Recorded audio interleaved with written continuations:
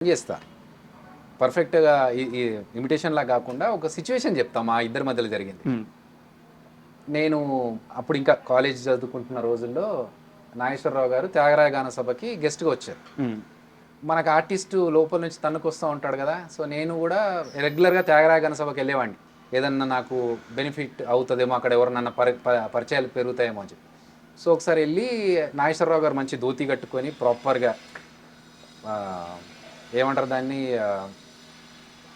Old మూవీస్‌లో ఒక పెద్దరికం అవును. సినిమాలు ఉంటాయి కదా! ఆ టైప్‌లో ఆయనొచ్చారు. చూడంగానే దండం పెట్టాలి. చూడంగానే దండం పెట్టుకునే టైప్. సో, ఆయన రాగానే నేను కొంచెం అందరిని పాస్ చేసుకుంటూ ఫస్ట్ ఫ్రంట్ సీట్‌లో ఉన్న ఆయన దగ్గరికెళ్ళి దండం పెట్టుకొని, "సార్ మీలాగా ఒక మంచి యాక్టర్ అవ్వాలని నన్ను ఆశీర్వదించండి సార్" అన్నా. కాళ్ళు బొక్కి రచ్చబాత్రార ఆర్టిస్ట్‌లు ఎవరబ్బా! ఫ్యూజులు ఎగిరిపోయినాయి నాకు. అరే! నేనేమన్నాను అనుకున్నాను గానీ తర్వాత నాకు అర్థమైంది. కరెక్టే గదా! కాళ్ళు మొక్కి ఈ మస్కాలు కొట్టడం వల్ల ఆర్టిస్ట్ లవర్ అనేది ఆయన ఇంటెన్షన్ అని జెప్పి. సో, అది నాకు బాగా స్ట్రైక్ అయింది. కాళ్ళు మొక్కినంత మాత్రాన ఆర్టిస్ట్ లవర్ అమ్మా అన్నారు. ఇప్పుడు నేను ఆర్టిస్ట్ అయ్యి ఎలా చూపెట్టాలి?